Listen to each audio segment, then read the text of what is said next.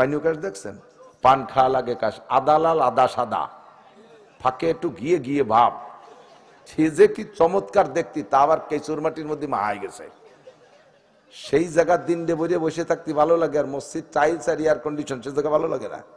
মসজিদে যাবো সবার আর বেরোবো সবার, এটা সিদ্ধান্ত নেওয়া যাবে না। চার দোকান বেশি ঢকশকের না মসজিদ ঢকশকের? চার দোকান সুন্দর না মসজিদ সুন্দর? একটা চার দোকানও টাইলস ওলা আছে খুব কমই।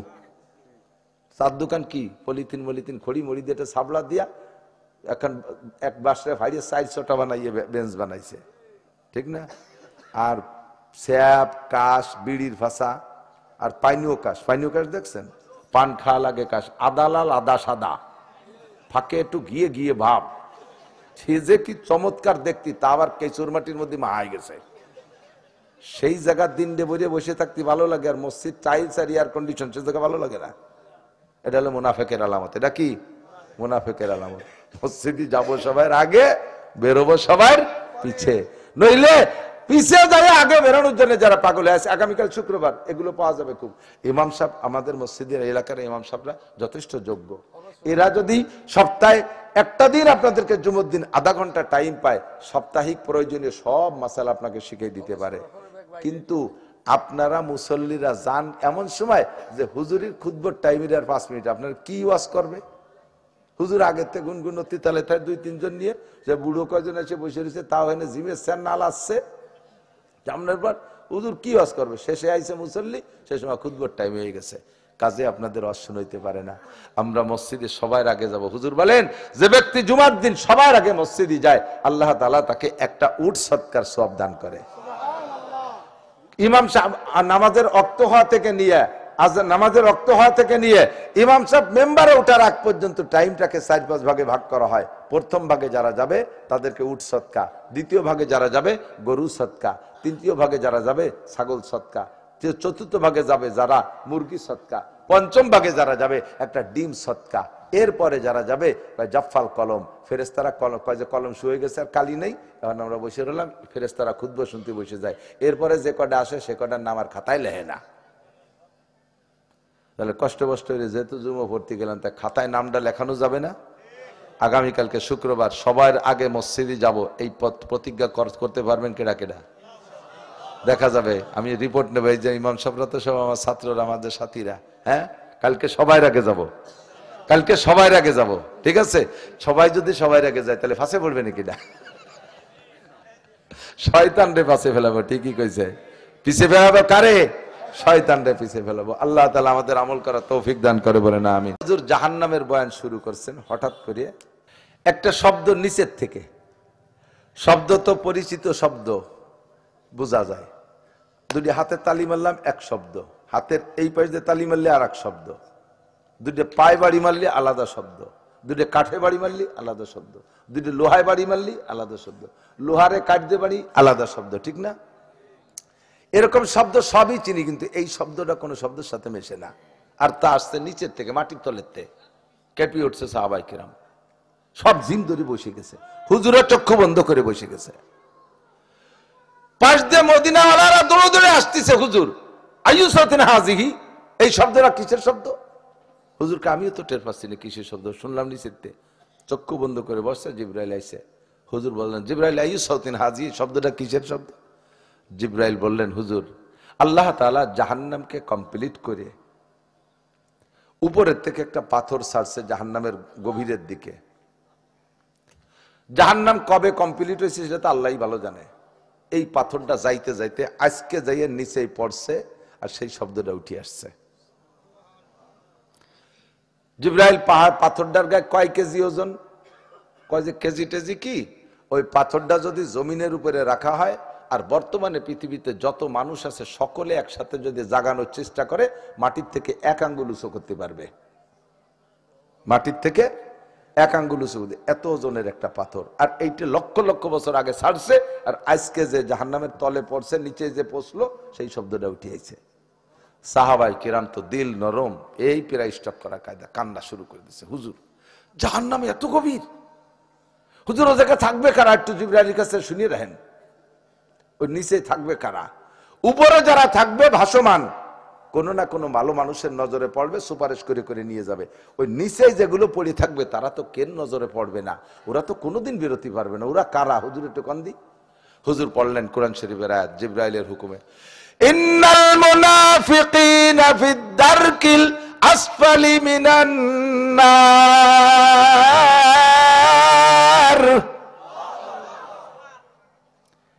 দারকিল আসফাল তার মানে সবচেয়ে নিচে এই জায়গা থাকবে আমার উম্মতের মুনাফিকরা। কারা? কারা? শট আপ, নোটক বাট উস্কুত, কথা হবে না, খালি গিলতি হবে ওয়াজ। আমার ভাইরাল হওয়ার দিন শেষ, বার্ধক্যে চলে গেছি, এখন আর ভাইরাল হওয়ার বয়স নেই। ভাইরাল হতে সেরকম আবা লাগে, কাবা লাগে, পাগড়ি লাগে, জুব্ব লাগে, টায়ার, পাগড়ির উপরে টায়ার লাগে, ও কিচ্ছু আমার নাই। তারপরে ল্যাপটপ লাগে, বাপ ভঙ্গি লাগে, 4-5 জন আরদালি ফারদালি লাগে, একা একা ঘুরে বেড়ে। ভাইরাল হওয়ার দিন শেষ, ভয় হচ্ছে কখন চলে যাব। উচিত কথা কটা কয়ে যায়, একটু গুনে গুনে মনে রাখেন, পারবেন তো ইনশাআল্লাহ? কারা থাকবে ওখানে? মুনাফিক। নিচে থাকবে কারা? আর নিচেরা কত নিচে? এ কি মাপার কোনো ভীতি আছে? আমাকে বঙ্গোপসাগরের তলদেশ পরিমাণ কি শিরকি, অত বলাই বাহুল্য, অসংখ্য গভীর। ইন্নাল মুনাফিকিনা ফিদ দারকিল আসফালি মিনান নার। জাহান্নামের ওই গভীর তলদেশে থাকবে আমার আপনার উম্মতের মুনাফিকরা। হুজুর বললেন আল্লাহ পাক বলেছে মুনাফিকরা থাকবে। সাহাবায়ে কেরাম কান্না শুরু করে দিয়েছে, ইয়া রাসূলুল্লাহ বাইয়িন মুনাফিকা, হুজুর মুনাফিক কি তা একটু বলে দেন, তাড়াতাড়ি মুনাফিকের বর্ণনা দেন। আনাফাকনা, আমরা কি মুনাফিক হয়ে গেছি নাকি? একটু বাছাই করে নেই, আমাদেরকে একটু পরিষ্কার করে নেই, আমরা কি মুনাফিকের কাতারে আছি কিনা। হুজুর তাড়াতাড়ি বলেন মুনাফিক কাকে বলে। এই ভাই এদিক তাকান, 2-1 মাস জেল খাটছেন, আজত খাটছেন, এরকম মানুষ আছেন নাকি? এদিকের মানুষ গন্ডগোল কেসাকিসি কম করে আমার মনে হয়, আজত খাটা মানুষ তেমন একটা নেই, কম। থ্যাংক ইউ, ধন্যবাদ। কোন কোন এলাকায় যে যদি বলে আজত খাটা মানুষ আছেন নাকি, কয় যে হুজুর আজত না খাটা কোনো মানুষ নাই। আমাকে ওইদিক আছে জায়গায় জায়গায়, নগরকান্দা, সালতা, আমাকে বাসায় বলছি, নিজামকান্দি, তারপরে ইসে খালি, জয়নগর, ওরা মহিলারাও ওই একই সাথে এতেকাপ করি আসে। আল্লাহু আকবার। তো যদি নাও খাটেন তারপরে অভিজ্ঞতা নেন। জেলখানায় যদি কেউ আপনারা বা কেউ যেয়ে থাকে 2 মাস, 6 মাস, 2 বছর, 10 বছর, 20 বছর পরে হলেও বেঁচে থাকলে বের হয়ে আসে। কিন্তু প্রত্যেকটা জেলখানায় কিছু আসামি থেকে যায় যাদের নামে যাদের পক্ষে কোনো উকিল নাই। ওই কোন জায়গা ধরা পড়ছে চট্টগ্রাম, সেখানে জেলে দিয়ে চালান দিতে মাদারীপুর জেলখানায় এসে রইছে পড়িয়ে। এদের মা বাপ গার্জিয়ানরাও মনে করছে যে কোথায় গাছতলা বাসের তলে গাড়ির তলে পড়ে মুড়ি টড়িয়ে গেছে নাকি, ওর খবরও নেয় না। যুবক গাঁজা খেয়ে ধরা পড়ছে, চালান অতি মাদারীপুর জেলখানায় এসে রইছে পড়িয়ে। তাদের নামে কোনো উকিল নাই, জীবনও কোর্টে তাদের নামে কেসটা ওঠে না, ওখানেই পড়ে থাকবে, জেলখানায় অবশেষে মারা যাবে। এই মানুষগুলোর কোনো সুপারিশ করেওয়ালা নাই। সেম কোয়ালিটি জাহান্নামের ভিতরে উপরে উপরে ভাসমান যারা থাকবে তারা বড় বড় আলেমদের নজরে পড়বে, সাহাবায়ে কেরামদের নজরে পড়বে, সুপারিশ করে তারা জান্নাতে নেবে। আর এক শ্রেণীর মানুষের তলে পড়ে থাকবে ওই আসামিদের মতো, তাদের কোনো পক্ষে কোনো উকিল থাকবে না, কেউ সুপারিশ করেওয়ালা থাকবে না। হুজুর একটু বলেন তারা কারা? হুজুর বললেন তারা মুনাফিক। সাহাবায়ে কেরাম বললেন তাড়াতাড়ি মুনাফিক বলে দেন। তারা মুনাফিকের আলামত কি? আমাদের মধ্যে থাকলে এখনই তওবা করব। রাজি আছেন না? তওবা করতে রাজি আছেন? পাক্কা সিদ্ধান্ত নেন, তওবা করতে রাজি আছেন? হুজুর বললেন আয়াতুল মুনাফিকে সালাসা, মুনাফিকের আলামত 3টা। কয়টা? 1 নম্বরে ইজা হাদ্দাসা কাযাবা, কথায় কথায় মিথ্যা কথা কয়, প্রয়োজনে অপ্রয়োজনে মিথ্যা কথা বলে, মিথ্যা কথা বলার স্বভাব হইয়া গেছে। নামাজও পড়ে, রোজাও রাখে, হজও করে, উমরাও করে, তাবলীগীও যায়, সরমুনায়ও যায়, ইজতেমায়ও যায়, মাহফিলও যায়, মসজিদও করে, মাদ্রাসাও করে, তিলাওয়াতও করে, জিকিরও করে, ফিকিরও করে, আবার কথায় কথায় মিথ্যা কথাও বলে। এই লোকটা মুনাফিক। এই লোকটা বেশি ভাঙ্গাবো না, রাত মেলা হয়ে গেছে। 2 নম্বরে ইজা হাদ্দাসা কাযাবা, মিথ্যাবাদী। 2 নম্বরে ওয়াইদা ওয়াদা আকলাবা, ওয়াদা করে খিলাফ করে, ওয়াদা করে আসবো বলে আসে না। বড় খারাপ লাগে, নাম বলবো না। আমাদের বক্তাদের মধ্যে অনেকে আছে দাওয়াত রেখে রেখে টাইম মতো আসে না। আমি মোটে 2 চোখ দিয়ে সহ্য করতে পারি না দেখতে। ওগুলো যত বড় পাগড়ি বেঁধে আমার সামনে আসুক, ওর এবার কিচ্ছু মনে হয় না। একটা মাহফিলে উলামায়ে কিরাম একজন বক্তারে দাওয়াত দিয়েছে, সে যদি বাহানা করে না আসে, তাহলে হুজুরের অনেকের চাকরিও থাকে না। তুমি হুজুরের দাওয়াত দাও নাই, টাকা দিছি খেয়ে বেড়াইছো, হুজুরের দাওয়াত দাও নাই, আর সে হুজুরের তো ফোন বন্ধ করে বসে রয়েছে। আছে না নাই? এরকম দুইটা যদি অ্যাক্সিডেন্ট করে এলাকার মধ্যে ঢুকতে দেবেন না। আল্লাহ আমারে যতক্ষণ বাঁচায় রাখে, আল্লাহ আমারে যতক্ষণ বাঁচায় রাখে, আমি সাধ্য অনুযায়ী 99% এখনো পর্যন্ত আল্লাহ পাক আমাকে উসুলিবার ঠিক। আমি আমার প্রশংসা করতেছি না, আমি ওই ব্যাপারটা আসছে বিদায় বলছি। আমি সব জায়গায় মাহফিলে আগে পৌঁছে যাই, আমারে নিয়ে কর্তৃপক্ষ টেনশন না করুক। হুজুর কত দূর, হুজুর কত দূর, হুজুর এই যে এই হুজুর তো ছাড়িয়ে দিল, এই হুজুর ছাড়িয়ে দিলে আমি আইসি না বললে ভাগের টাইম কি এর বাড়ি। দুশ্চিন্তা তার মাথায় ঠাটা পড়ে, time to time, time to time. কতক্ষণ যার ওয়াদা ঠিক তাই, সে আবার কিসির মোমেন্ট, কিসির বক্তা। 5টা দাওয়াত রাখছে, 3টাই গেছে, 2টাই মার দিতে এটি চলে গেছে। ভালো ভালো নাম করা বিটাকে নাম বলবো না, অ্যাক্সিডেন্ট বহুত আছে। কেউ করবেন না, ওলামায়ে কিরাম মাঠে বক্তা হবেন, টাইম টু টাইম কথা ঠিক রাখবেন, যেটা পারবেন সেটা রাখবেন, পারবেন না। আমারে এখন যদি এই এখন থেকে ফেব্রুয়ারি 28 তারিখ পর্যন্ত 1 কোটি টাকাও দেয়, 1 কোটি টাকাও দেয়, আমি ফকিরের দাওয়াত রাখছি, ওই যে কাটিয়ে দিয়ে আমি কোনো রাজারের দাওয়াত রাখতাম না। আমার পুঁজি এই জবানটুক, এর সাথে বেঈমানি করবো, আল্লাহ তাআলা স্টক করে জবানটা বন্ধ করে দিলি, এবার কি বেশি খাবো, কি বেশি খাবো? জবানের মালিক কে? চোখের মালিক কে? আল্লাহ পাক বলেন, আলাম নাজআল লাহু আইনাইন ওয়া লিসানান ওয়া শাফাতাইন। তোর 2টা চোখকে আমি দেই নাই, তোর জিহ্বার ঠোঁটকে আমি দেই নাই, যেই ঠোঁট দিয়ে জিহ্বে দিয়ে কথা বেঁচে খাও, কথাই তো বেঁচে খাই, কথা বেঁচে খাও। আর সেই কথা বেচার মধ্যে মুনাফিকি করো, তোর জবান বন্ধ করে দেবো, আর বেঁচে খেতে পারবি না। এতদিন যা কামাই করছিস তা খাওয়ার পরে লাস্টে ভিক্ষে হইরে খাওয়া লাগবে। দোকানের থেকে বাকি কিনা বেচা করছেন, দোকানের থেকে বাকি কিনা বেচা করছেন, আগামী শুক্রবারে এসে বাজারে টাকা দিয়ে যাব। বছরের মধ্যে আর শুক্রবার আসে না, এরকম কিছু দিনদার মানুষ আছে না নাই? তুমি মুনাফেক। জায়গা তোমার কোন জায়গা ভালো রে মনে রে? কোন জায়গা? সোনারগাঁও হোটেল, ওই ভাতর কোয়ানে যে ঠেকছে সেই জায়গা পড়িয়ে থাকবার তোমার নামে কোনো উকিল নাই কাকা, ঠিক আছে? ওই দাওয়াদা আখলাফা, বেড়াইতে যাবেন তাও ওয়াদা করলে পূরণ করবেন, যার কাছে যে ওয়াদা করবেন। এই যে আপনারা মাহফিলে আসার সময় ছোট্ট একটা একেবারে ঘরোয়া ওয়াদা আমি বলি, এই জায়গাও কিন্তু আপনি বিপদে পড়ে যাবেন। ছোট বাচ্চা 5-6 বছরের ছেলে আপনার সাথে কান্নাকাটি করছে, আসার জন্য করেছে, অনেকেরই করছে। আমি নাজির হুজুরের ওয়াজ শুনবো, এই কেন হতে তারে আনলি তো আপনার একটু কষ্ট হবে, আপনি ইচ্ছে মতো ঘুরতে পারবেন না। তারে বুঝাইছেন, আব্বু তুমি থাকো, তোমার জন্য মজা নিয়ে আসবানি, খাবার তা নিয়ে আসবানি। ওর মা ঘুমাই গেছে, ওই ছেলে বসে রয়েছে, কখন আপনি যাবেন খাবারটা নিয়ে যাবেন। আপনি তো ওরে ভোলা বালাই দিয়ে ফেলাইতে হয়েছেন, কিন্তু সে খাবারটা কিন্তু মনে নেই। আপনি বাসায় গেছেন, যার সাথে সাথে আপনার কাজ শুনিয়ে আপনার স্ত্রী উঠে পারে নাই, ও যাইয়ে দরজা খুলেছে, আব্বু আবার খাবার তাকো। কেমন লাগবে বলেন তো? কেমন লাগবে বলেন তো? সন্তানের সাথে মুনাফিকি করছেন, খুব মনে রাখতে হবে, খুব মনে রাখতে হবে। ওই ছেলে যদি আপনি বলেন বাবা মনে নাই, তারপরে হয়তো অনেকে কান্নাই শুরু করে দেয়, সকাল বন্ধু কান্দে, আর ঘুমতি দেয় না, আর এমন একটা শ্বাস ছাড়ে ভিতরের থেকে আসমানে চলে যায়। পরবর্তীতে আর কোনোদিন আপনি তাকে রেখে আসতে পারবেন না। না, তুমি মিথ্যে কথা বলো, তুমি ওয়াদা খেলাপ করো, আমি আর যাবই তোমার সাথে, আমাকে বাড়ি রেখে গেলে আমি থাকবো না, আমি যাবই। কথা কন, যার সাথে যা ওয়াদা করবেন, মার সাথে করবেন, বাপের সাথে করবেন, বোর সাথে করবেন, ছেলে মেয়ের সাথে করবেন, সমাজের সাথে করবেন, ওয়াদা খিলাফটা মোটে করবেন না। আরে ভাই এদিক তাকান, যেই লোকটা ওয়াদা খিলাফ, এই জামানায় নামাজ কালাম ইবাদত বন্দেগি করা সহজ, লেনদেনে ওয়াদা ঠিক রাখা বড় কঠিন। হাজারো বুজুর্গ হোক, লেনদেনে যদি ওয়াদা ঠিক না রাখে, ওর বুজুর্গিরি আমি 1 পয়সারও দাম দিই না, ওর বুজুর্গিরি আমি 1 পয়সারও দাম দিই না। কিসির সাথে তার পীর, আর কিসির সাথে তার মৌলানা। লেনদেনে যদি সে ঠিক হয়, ঠিক থাকেন, তাহলে দেখবেন যে সম্মান পাবেন, সম্মান পাবেন, সম্মান পাবেন। আর সবকিছু ঠিক আছে, লেনদেনে আপনি টকি করেন, ওয়াদা খিলাপ করেন, আপনার 5 পয়সারও দাম দেবে না কেউ। মনে থাকবে? বাকি আপনার মুনাফিকের আলামত মনে আছে তো? 3 নম্বরে ওয়াইদা তুমি না খান, এই মুনাফিকের 3 নম্বর আলামত, তার কাছে আমানত রাখলে খেয়ানত করে, জাতির আমানত খেয়ানত করে, ব্যক্তি আমানত খেয়ানত করে। সরকারি মাল আইছে মেম্বারের কাছে, খেয়ানত কইরা দেছে, মাইরা দেছে।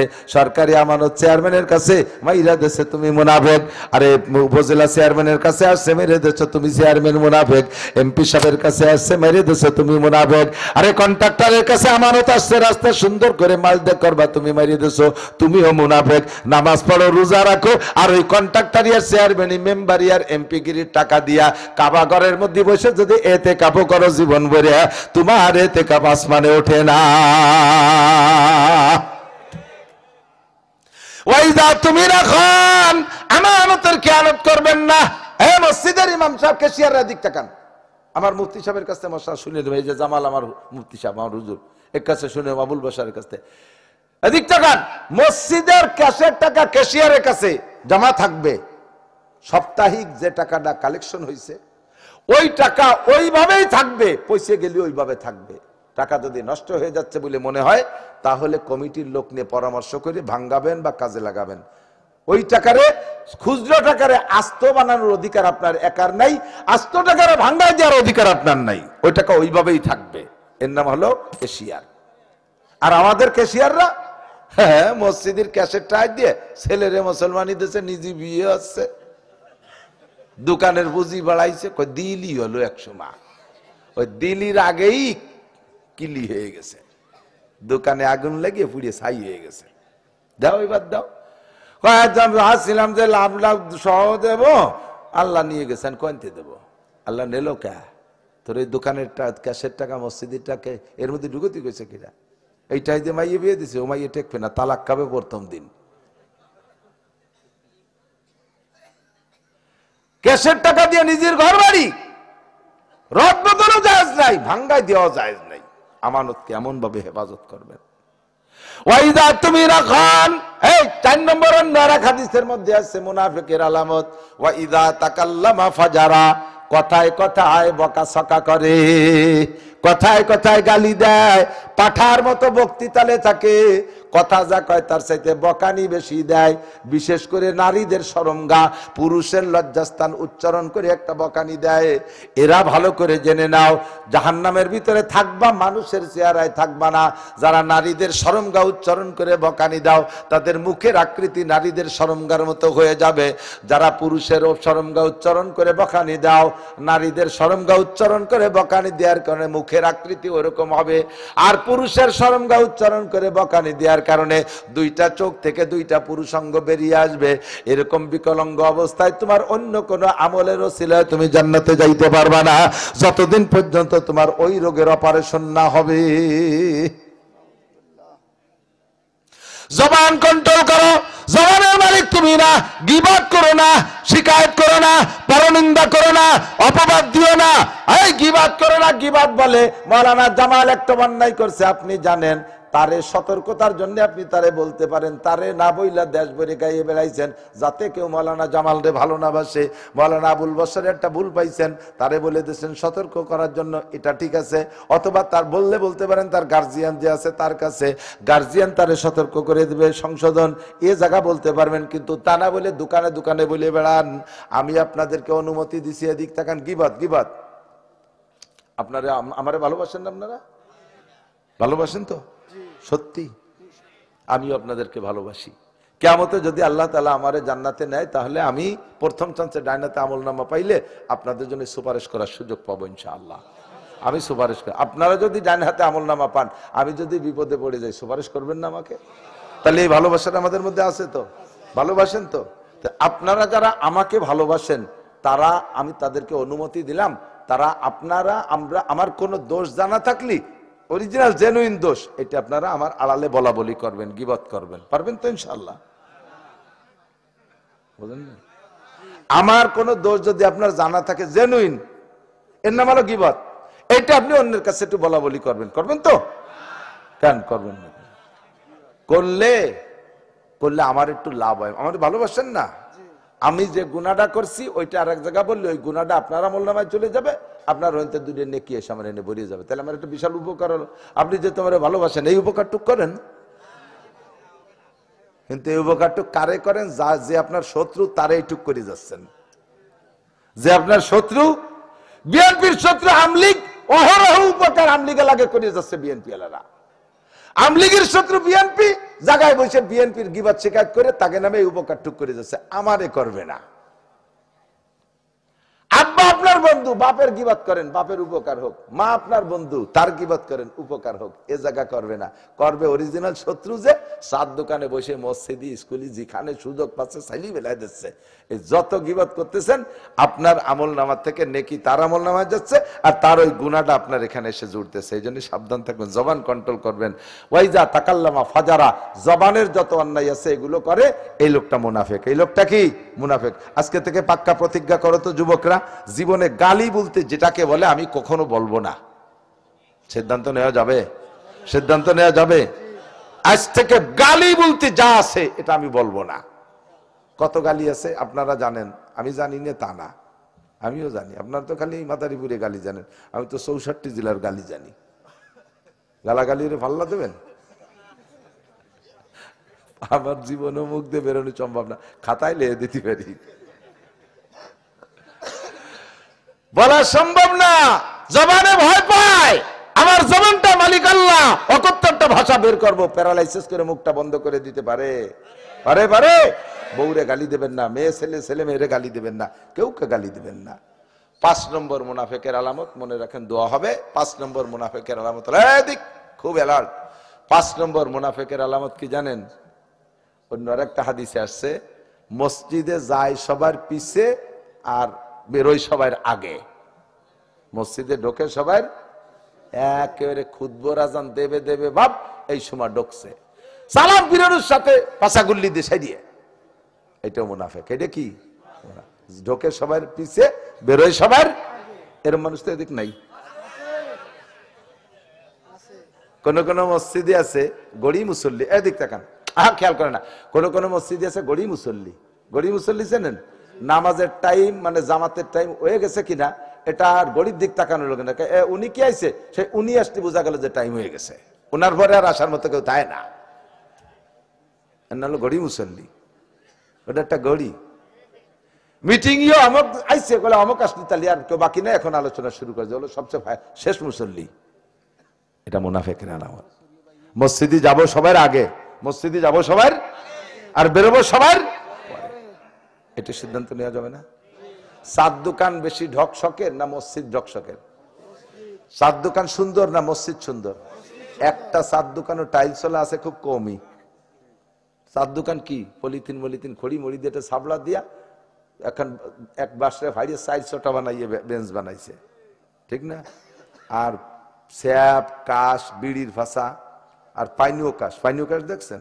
পান খাওয়া লাগে কাশ, আদা লাল আদা সাদা, ফাঁকে একটু গিয়ে গিয়ে ভাব।